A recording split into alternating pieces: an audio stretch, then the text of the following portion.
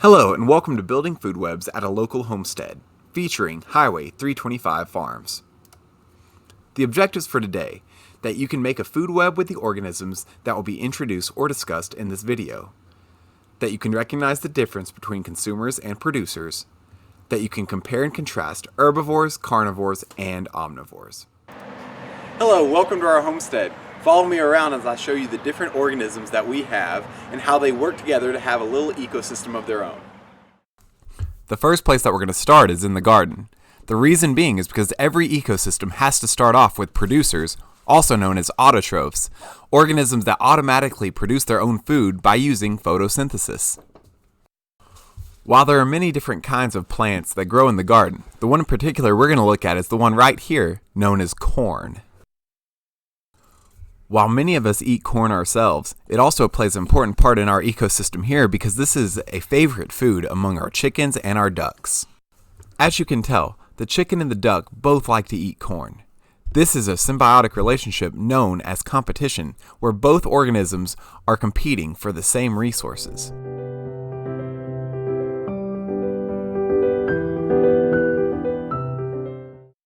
Another set of organisms that are in competition with the chickens and ducks are shown here, the goats. Some competitions can form aggressive rivalries, but not this one. The biggest thing is who can eat the food first.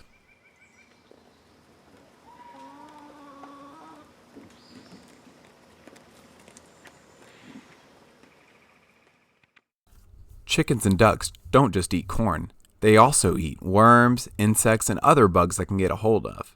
Underneath this rock is a little treat that the chickens and ducks like to enjoy.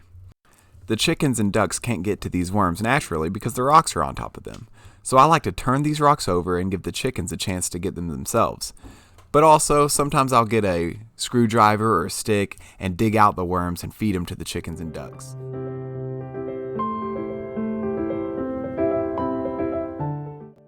The competition between the ducks and the chickens is more obvious here whenever it comes to eating worms. With the duck's bigger body, it can push away the chickens before the chickens have time to react and get the worms for themselves.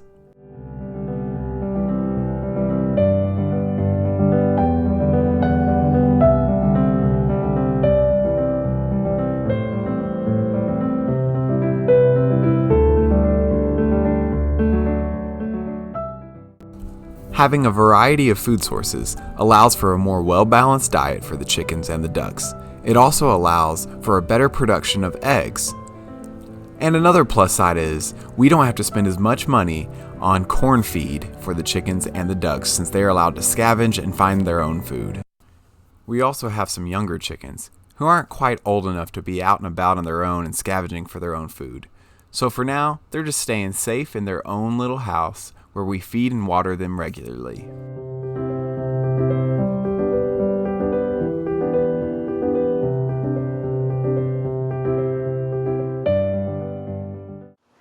And here we are at our final stop in front of the chicken coop. As you can see, there is a cage around the coops where the chickens like to settle in for the night. The reason we have this cage is because there are things that also like to eat chickens. Such animals include raccoons, possums, and foxes in our area. Another danger we have to look out for are snakes. Big snakes like to eat chicken eggs, which is a little ironic considering chickens also like to eat baby snakes. So that is just different ways that the ecosystem works in this area. Thank you for joining us on this adventure, and I hope you have a good time building your food web with the ecosystem we have built here today.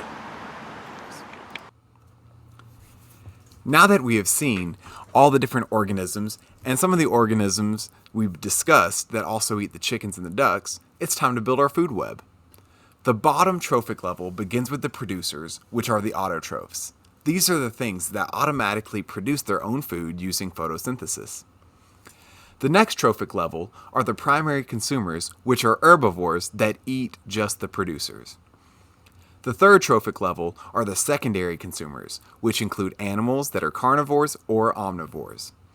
Remember, carnivores are just consumers that eat other consumers, and omnivores are consumers that eat producers or consumers.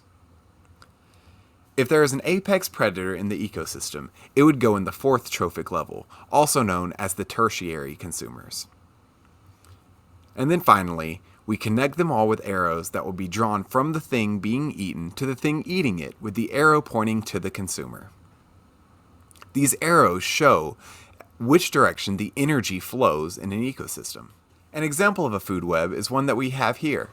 We have grass as the producer. It is the thing on the bottom. Then the arrows are pointing from the grass to the things that eat the grass. From there, we see how all organisms form relationships with each other in this ecosystem. Thanks again for learning with us. Come visit us anytime out here on Highway 325.